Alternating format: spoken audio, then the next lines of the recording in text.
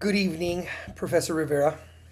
May this video presentation serve to fulfill the requirements you outlined on the Canvas page for the Jazz Perspectives course I wish to complete for the 2025 spring semester at the University of Texas at Austin.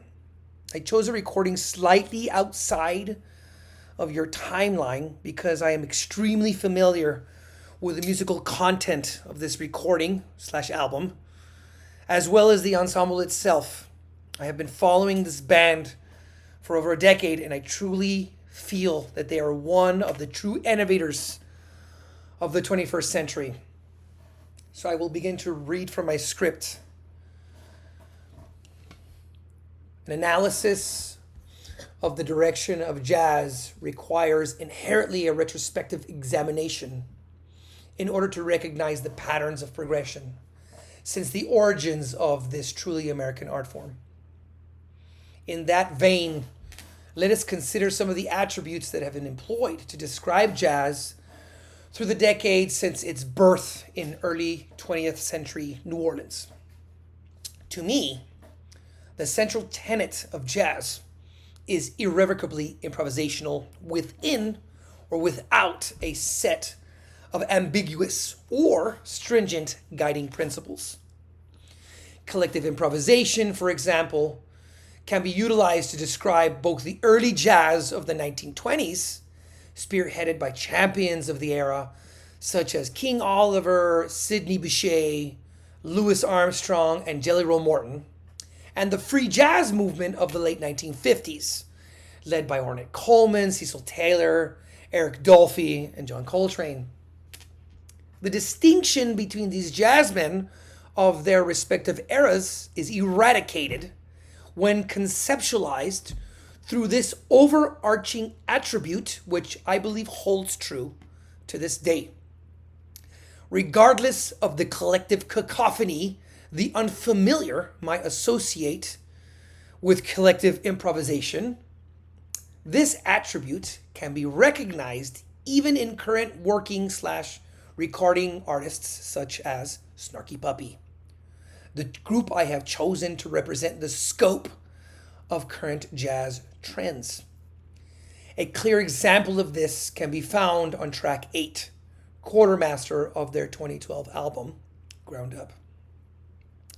Around minute 6:15, the ensemble breaks down into an onslaught of wind instruments, collectively building tension. Initially only accompanied rhythmically, they continue to crescendo as the rhythm section enters the texture to reach a frantic resolution at around minute 7.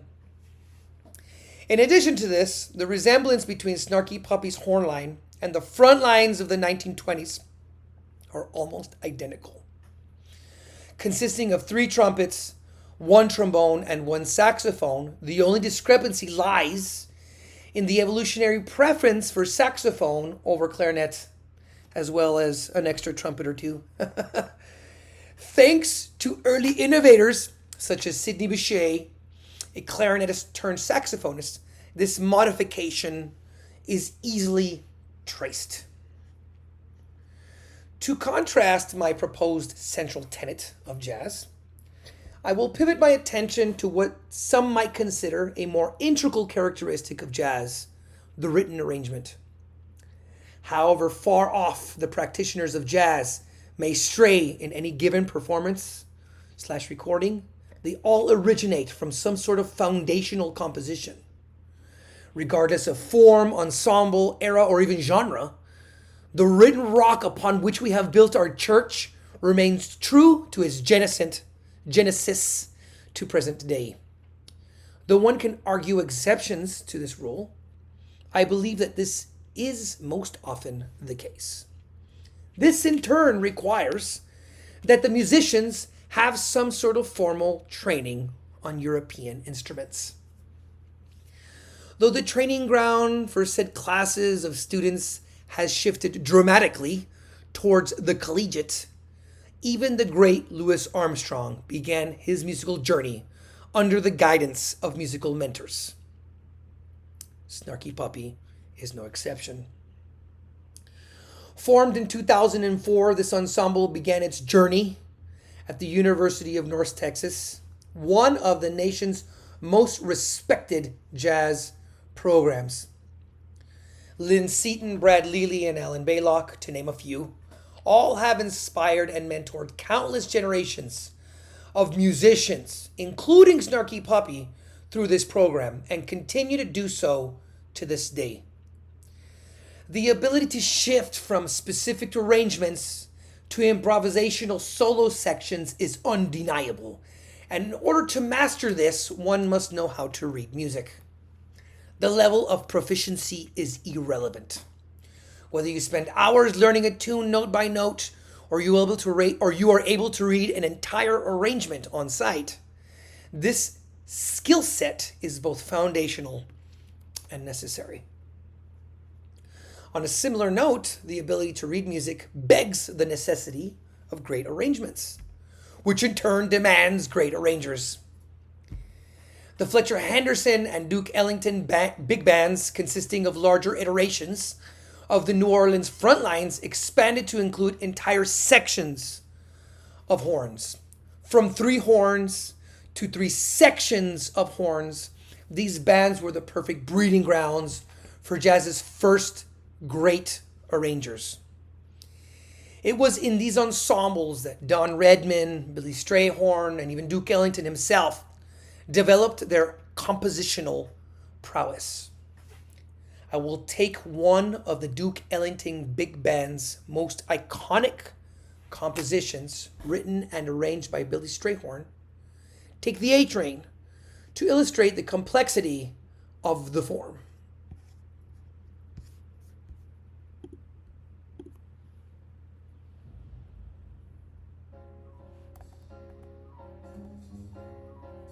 It begins with a piano intro.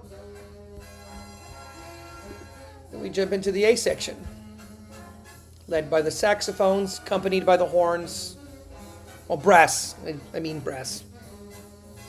On to the second A section. Slightly different only in the turnaround right here that leads into the B section, quarterly. Still led with the saxophone section on the melody, a few counter melodies in the trombones. Very much like the New Orleans tradition. Back in the A section before we lead into a trumpet solo. This solo section's over the form, AAB form with backgrounds.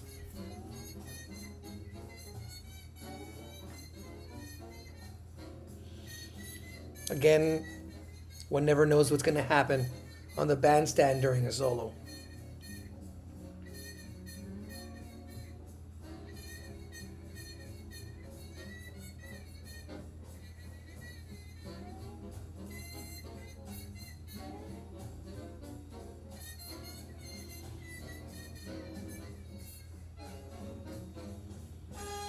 We got a bridge right here that modulates up a minor third to E flat. Then we have this sax solo versus trumpet solo.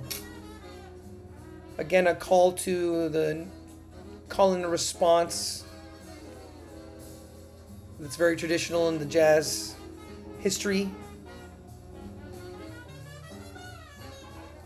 We then lead to the B section, still accompanied by the brass with a few counter melodies. And then, of course, that iconic A section back one more time, still with a solo over everything.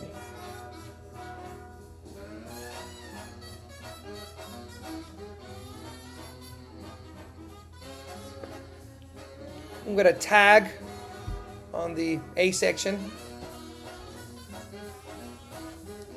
to finish off this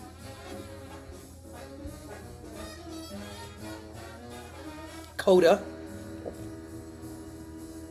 ending with what we now refer to as the Ellington ending. Ba-dum, bum, bum, ba-ba-da-bum. Very iconic and recognizable now, but innovative in its time. And I will now pivot to the comparison between the two ensembles, and this is Snarky Puppy's Quartermaster.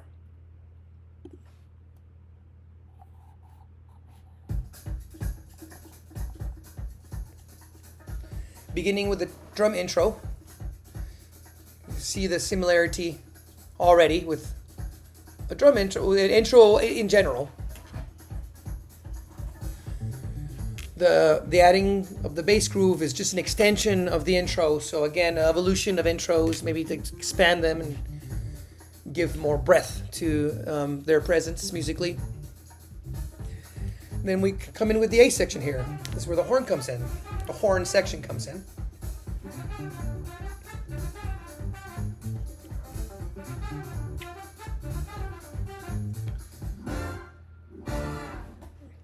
Right here we have a little extension of the A section. I would still consider it the A section in its entirety because it happens both on the A section and the A prime section. So there is a similarity between those two in that regard, as you can hear right here. Again, a slight extension of the A section groove. Then we switch over to a B section, just like in Take the A Train, we have gotten into this B section. Slightly different feel. But this B section has what I would consider kind of like a B prime section, or you might even consider it just an elongation of the B section.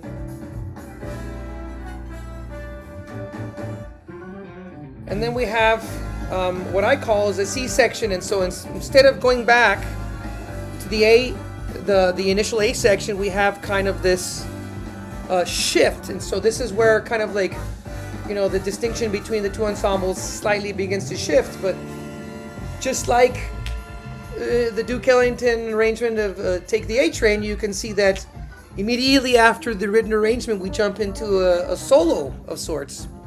This time it's a trombone solo over the A section. You can hear this quite clearly. It's a killing solo for sure.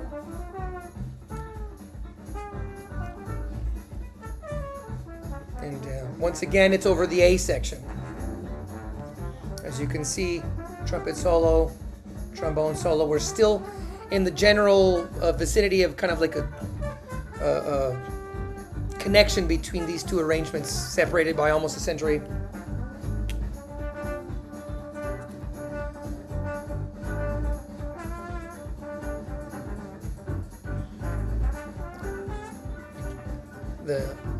Of course, now we have a second soloist, which kind of, you know, complicates the issue a little bit more, and adds a little bit more breadth to the arrangement. And then, just like in the Take the A Train, we kind of jump over into the B section as the solo continues.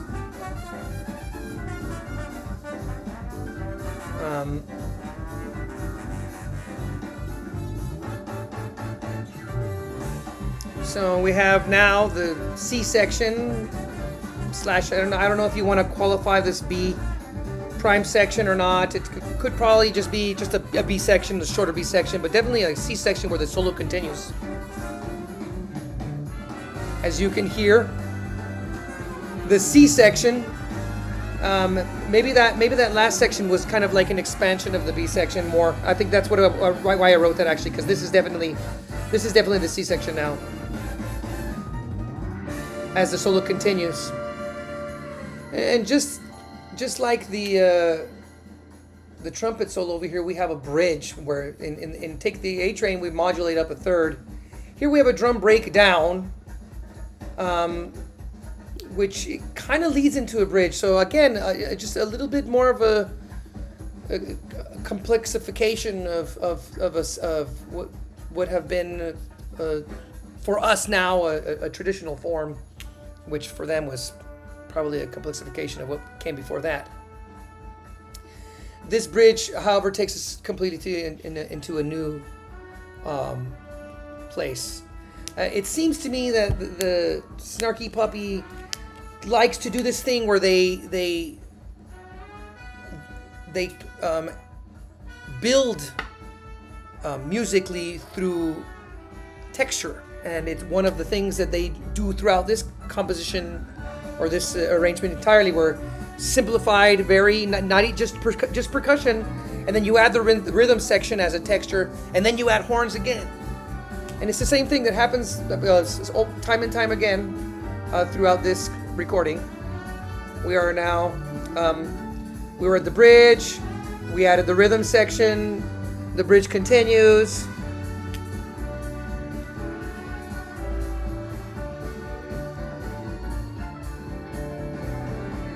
This is a very lengthy bridge, but still a bridge nonetheless. You could argue there are sections of this bridge, but I just like to, for the sake of comparison between Duke Ellington, I kind of just have it as a bridge, a continuation of the bridge.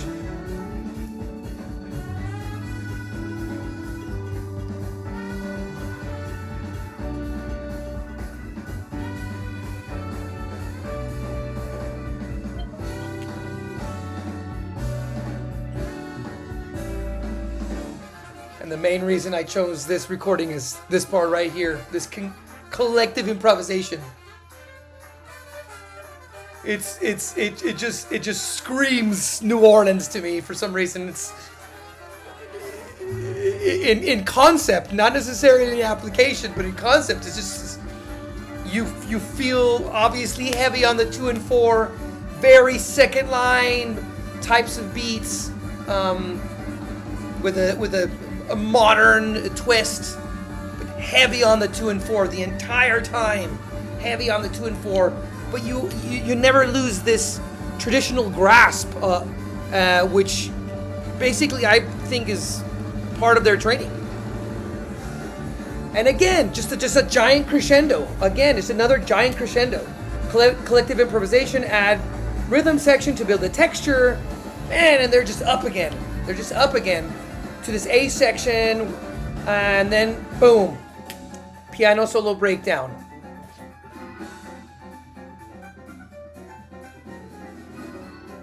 Again, very New Orleans, not really stride, but you can feel the tradition in this solo.